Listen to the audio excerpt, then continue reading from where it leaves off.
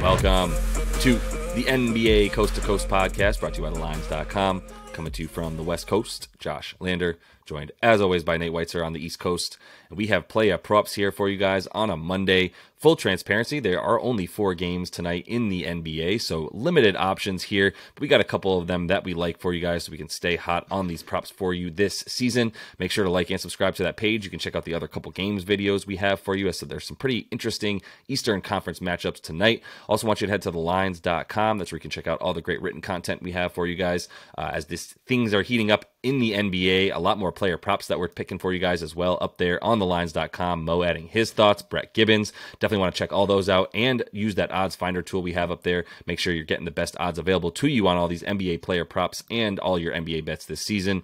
Nate, let's go ahead and jump into your first NBA player prop for tonight. Your boy, Mr. Tatum. All-star MVP Jayson Tatum, but he is not just scoring with zero resistance since we came out of the break. He's being more of a playmaker because you see the Celtics getting healthy, several more guys back in lineup, including Marcus Smart. And, you know, he kind of adjusts his game to be less of a total gunner. I mean, really, it's just Tatum playing a ton of minutes and being productive all over the floor. But you look at his last 7 with Marcus in the lineup, 32 points per game, nearly 12 rebounds and 6 assists. So I'm actually not taking the points here, which is 32. Which is, you know, what he averages his last 20 without Jaylen Brown. He's not going to play tonight. But really, I want this rebounds assist prop is a little too low at 13.5, plus 102 at FanDuel or even at DraftKings. I mean, 2 games out of the break here, averaging 12.5 boards, 6.5 assists, is just like cruising past those. That's what he's averaged his last 4 road games, playing nearly 40 minutes. With a 34% usage rate. And like I said, with Jaylen out, he averages also 32 points at a 36% usage rate. So if you do want to bundle everything together and 44.5 PRA, I don't think that's a bad bet, but I just think the peripherals are too low. There should be a ton of rebounding opportunities here with the Knicks, who are playing at a bit of their faster pace here. He had 14 boards last time out against the Knicks. And I think he'll be making plays, making and racking up assists as well. I mean, I think he's looking at double-digit rebounds here, and you just need a few assists after that.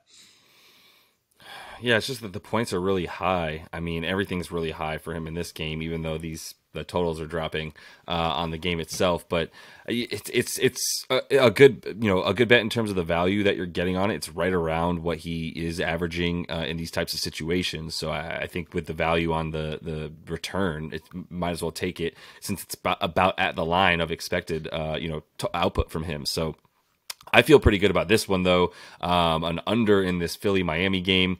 I mean, under 32.5 points for Embiid. I thought it would be lower. I thought it would be closer to 30. I thought it would be 29.5, 30.5 points for him. I know what he's been doing, but it's Embiid against the Heat. If you get that on FanDuel, 32.5 is minus 120. A little bit better than the minus 125 on DraftKings. You can also look at the under 47.5 PRA. I like that a little bit better because of the minus 111 that you get, really close to even money on him to get under 48 points, rebounds, and assists. I just love adding the assists in there. I mean, he is not diming against this Heat team at all. 2 assists a game in his last 8 games against them, including in the playoffs there. His last 4 in the regular season versus Miami, 19 points a game, 10 boards, 2.8 assists. That's in 34 minutes with the same 30% usage that he gets all the time. I really, am eyeing the fact that he only gets 7 free throw attempts a game against them as well in his last 8 and 40% from the field. So not shooting great from the field, not even getting to the line to get those easy ones. You talked about in the game video how tired he looks and how much energy they just expended trying to come back against the Grizzlies and beating them at home, then having a tough one that they lost by 3 to the Celtics. So I just think, Miami, obviously with Bam and company, number 2 in limiting centers points per game and number 1 in limiting their rebounds and assists per game. It's been that way for a few years now. We know what they can do down low and defend the paint and everything like that. Embiid's an all-world talent, but it's a bad matchup for him. It has been for a long time, and these props remain way too high in this type of game. Josh has a pretty good record of picking the under on these scary big guys like Luka I think you hit 2 in a row unders on Luka, but just barely. I would take the whole PRA package to try to get under there because I do think, I mean, regardless of what you've seen in recent history or regardless of how a team's going to defend him, he can just get 35 points one way or another. I mean, there's a reason he is currently the scoring champion, right? And it's just a little scary taking the under on 32 points, especially when they're giving you better odds for the over. Like, I almost want to just say, like, you know what, screw recent history. Miami's not playing D like they used to.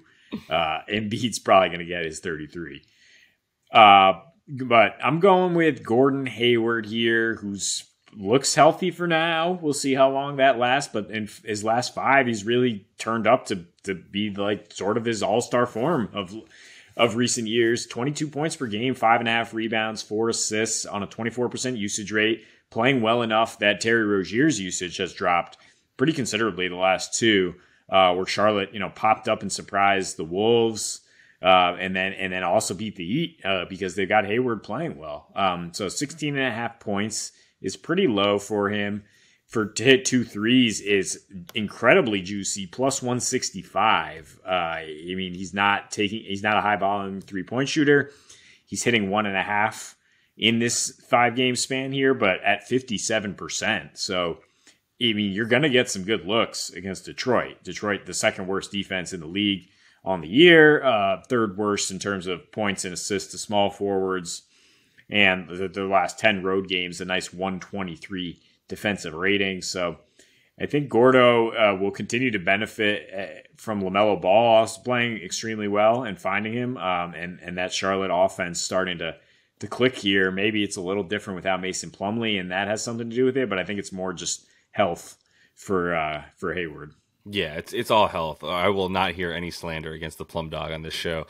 Who's actually, I know you won't, and he's playing really well. Actually, another double there the other night for the Clips. But you got to take something in this game. Someone's going to be scoring a bunch of points. Someone's going to be getting a bunch of stats filled up in this game. There's going to be a bunch of people probably doing that in a game that will be consisting of a lack of defense, to be sure, for those Detroit Pistons and their lack of D. But I'm going to go with 2 potential props here at the end. I want. And here's where I'm conflicted.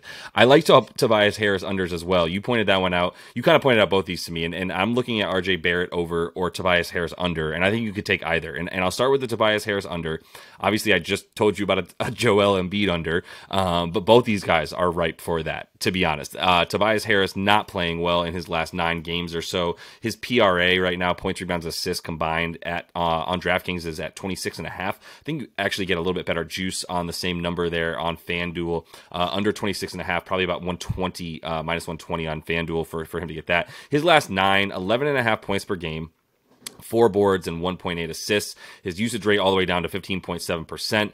This is a direct result, Nate, of Tyrese Maxey being back in the lineup in the last 10 games that he's been back. Obviously, that's going to hurt Tobias Harris and the amount of usage that he gets and how much of a focal point he is on the offense. In his last 3, just 2 boards and 1 assist per game as well. And what that tells you is he's the 4th-ish banana, right? He just doesn't have the ball in his hands to be able to go and get those assists. As far as the rebounds go, I just don't know where he is on the floor at this point consistently on defense. There's just too much Joel swallowing up everything down low. And his last 3 versus the Heat, 17 points a game on about a 20% usage rate. But if things continue at the way that they have with the way that this team is playing now, I just don't think that he's necessarily there. I would also add the other addition there of McDaniels there has not been helpful for him as well. Shane McDaniels is way better on defense right now than Tobias is, so he's getting some of those minutes as well from Tobias. So there's a lot to like for the under on him.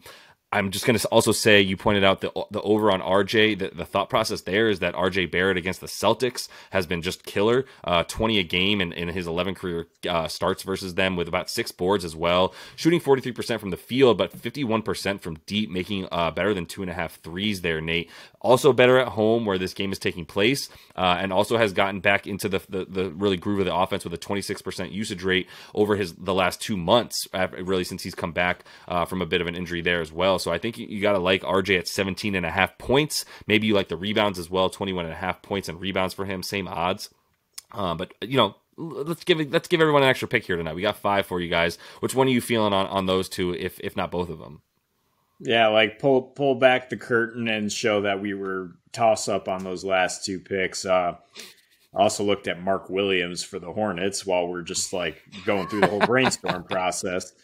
But yeah, I mean, RJ averaging 20 over the last 2 months, and for his prop to be 17.5 in a game that we like the over, a game where the Celtics are not going to be sticking their best defender on RJ Barrett. Smart's going to be all over Brunson.